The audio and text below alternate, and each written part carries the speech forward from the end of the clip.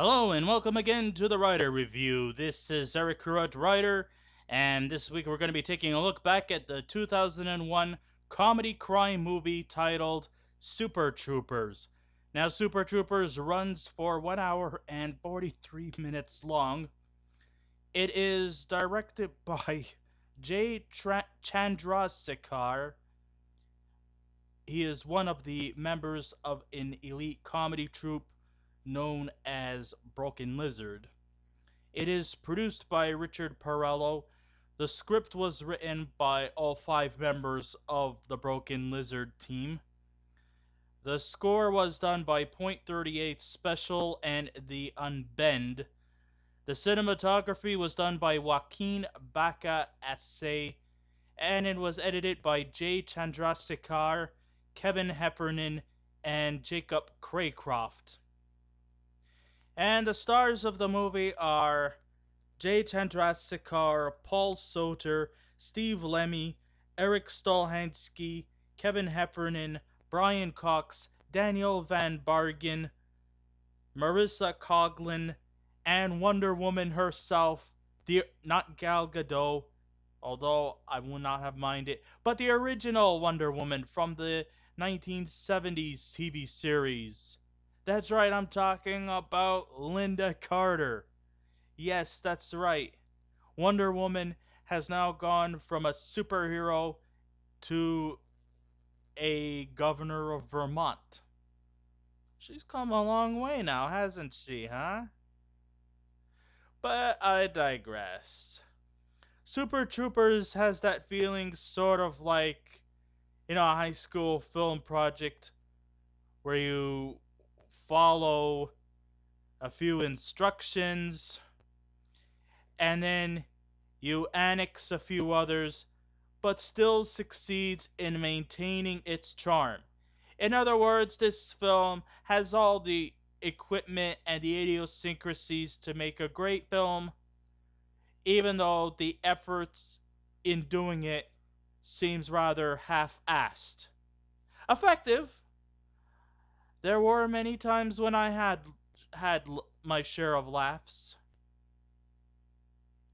but I just feel that it wasn't fully complete, and maybe that's kind of where the level of unsatisfactory bestows upon me. Picture a group of Vermont troopers cajoling around on the job, treating their profession like they are hosts of Candid Camera, or, like just for laughs gags. I mean, they're the type of people who would play some, who should be, doing their jobs and taking their jobs seriously. Instead, they'd goof around by putting a whoopee cushion on a park bench. And some old guy was to walk by and he was going to sit down for a bit and feed the pigeons. He sits on the whoopee cushion and then he ends up letting out this massive blast from his ass, and then all the pigeons start flying away. That's kind of like what they're doing in some kind of way, shape, or form. No, they're not really doing that, but they probably would have if they had the chance to. So, in other words, they might be in the uniforms, but are they living by their calling card to get their suspect?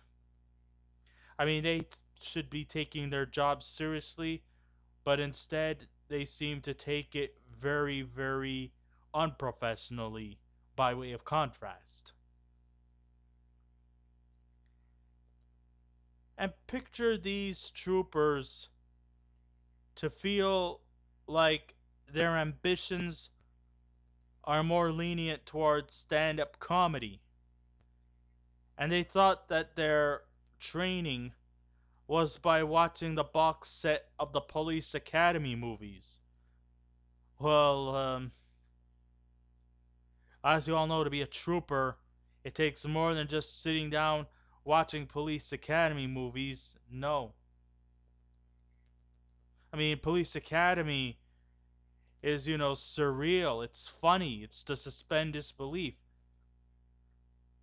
But many people think that maybe these guys may have just gotten their training out of watching slapstick comedy movies rather than actual going through the regimentations, rather than going through all the training and all the experience to get their person and give them their justice that they truly deserve.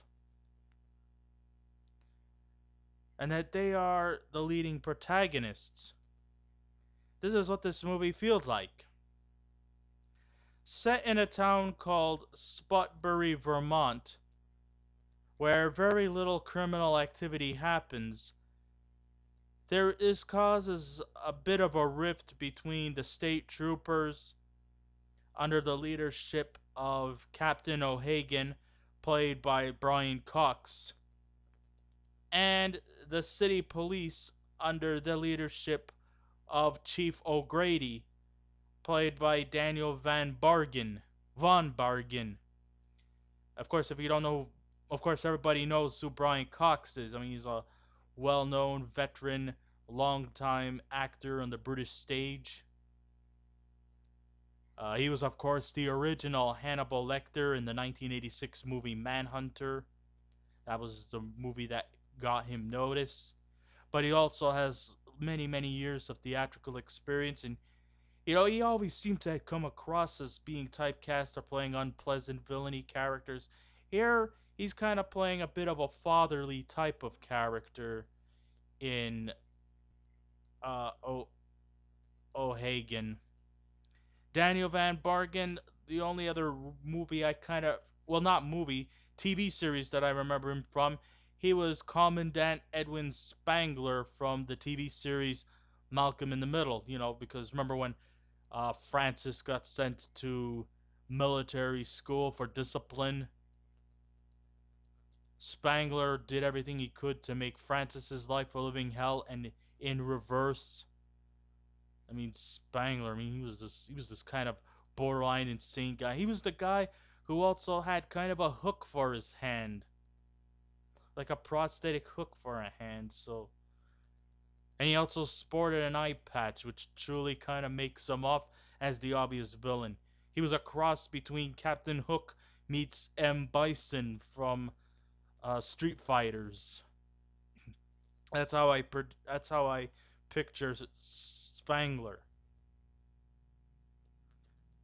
When a deceased corpse was discovered in a Winnebago, and drug smuggling seems to be behind it, the police and the troopers compete in their investigation for clues and evidence, suspects, and for funds.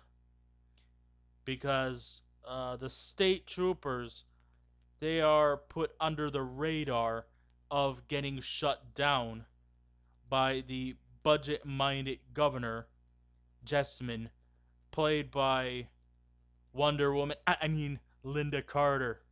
No, actually, I on purposely stammered Wonder Woman. Because I don't know, every time I see Lynda Carter appear on movies or TV series or whatnot, I always feel like calling her Wonder Woman. I don't know why, but I just feel like it. The troopers may be on the brink of becoming obsolete because as a unit, they're really not taken very seriously. They seem to pass their time interrogating passerbys, instruct truck drivers to pull over with their megaphones after the drivers have pulled over, and even going meow while striking conversations with the curbed driver. There's this one scene where they pull over someone and, every time they talk, they go meow for every few sentences. Meow. I'm starting to get into the habit of it. Meow. Psh. Sorry. Hey, I can have a right to do this. My birthday is August the 6th. I'm a Leo, so. Oh, instead of meow, I should be going. Roar!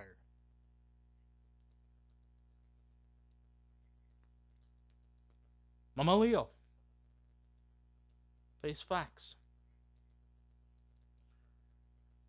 O'Hagan is clearly beside himself in stress over their erratic behavior, and he fears his job and his troop will be out, will be laid off. So this drug bust is the key to save their jobs. But the guys are quite out of their league about the whole operation, because never before have they ever been doing serious police work or trooper regimentations. Now they finally got something that has teeth on it. But the question is, are they ready to finally take their job seriously? Or will the government just shut down the state troopers and leave all the work to the police? Now, even though this movie is a bit of a crime, it is a bit of a comedy, there also is some subtle moments of romance too in this movie. It's not flaky or over the top like a Julia Roberts or a Sandra Bullock romantic comedy, but it's very brief. There is a slight romantic entanglement where a beautiful cop named Ursula, played by Marisa Coughlan, she starts dating one of the troopers who goes by the name of Foster, played by Paul Soter, which doesn't sit very well with both the police and the troopers, but might still have some potential that might bring this case together. Foster, who's not playing with a full deck, decides that he and Ursula should get in on the back of the cruiser. Foster forgets that once placed in the back of a cruiser, someone has to let them out. During their breaks at greasy spoon establishments, the cops trade discussions almost, like you would hear from comedy factions like Trailer Park Boys, Kids in the Hall, Monty Python, you name it. The cast of Jackass. The conversations that you hear from this greasy spoon establishment is something you would probably expect to hear in a normal conversation when police are, taking their breaks from arresting people and doing all this paperwork stuff. It might be overwhelming, and during their breaks, we can actually hear casual discussions like these. So there is some form of believability. And of course, it's kind of the comedy is played in a much more subtle perspective than the zaniness, over the top, non stop comical laughs like the Police Academy does. Police Academy just kind of like shoves it and rams it down your throats, while Super Troopers kind of has a more subtle approach in their comedy that isn't like overly overly sexualized, overly zany, or overly,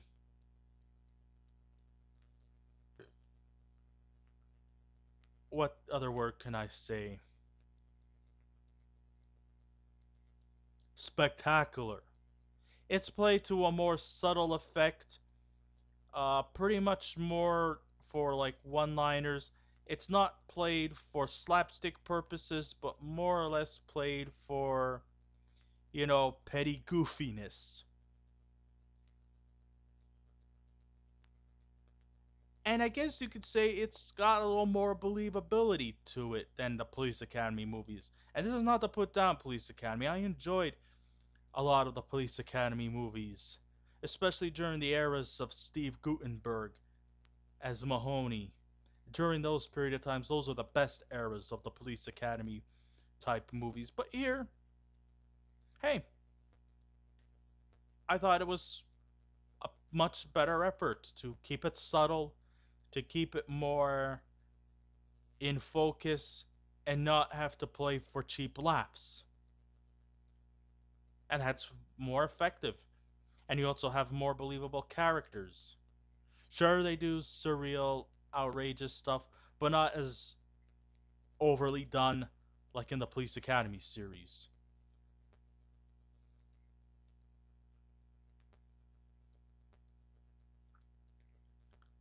And this is fitting because they happen to be a comedy troupe known as the Broken Lizard, who are also credited for writing the script under the direction of Chandrasekhar, who plays the role of a fellow trooper who goes by the name of Thorny. Vermonters, of course, know he is of an ethnic minority, but they definitely can't tell what he is. And he, of course, he himself keeps it sworn for secrecy. There are times when it might probably border on racism or just confusion or even just petty ignorance. But there are times when they try to throw his nationality around, assuming that he's either Mexican or Arab or Muslim or Hindu or whatnot. Like I say, it's only them that could guess that he'll never tell. Broken Lizard, they started their journey as undergraduate students from Colgate who raised $200,000 to make a film called Puddle Cruiser and presented it as part of a campus tour. Here in Super Troopers, they might collaborate by transforming this movie into a sequel next year, which I hope has something good to offer there. And, just by coincidence, I actually got my wish. I mean, I checked Wikipedia, and coming soon in 2018, if you're a fan of the original Super Troopers 2 is coming back. And all the original members from Broken Lizard are returning. Brian Cox is returning. Marisa Coughlan, she's going to return as Officer Hanson. And, Wonder Woman herself is coming back. Lynda Carter as Governor Jessamine. She will be returning.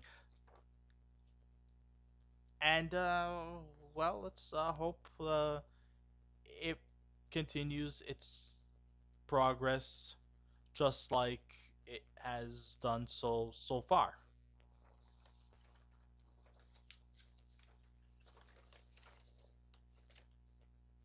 As a whole, Super Troopers works well on several levels. It has a great story going for it, which wraps up quite nicely when it's done, but it still feels like a series of skits with a laid back charm going for it. The atmosphere is at the most feel good, with a level of confidence that you don't find in a Police Academy movie. I can't say it wasn't a terrible movie, not by a long shot, but I think there shouldn't be any reason to see it again after one viewing. It's a good watch, but overall, I don't think it was really anything that special. I thought the ideas were really much all there, but the effort was not really put into great effect. I might be praising this movie a lot, and it deserves its praise, but I still think it was still pretty much half-assed.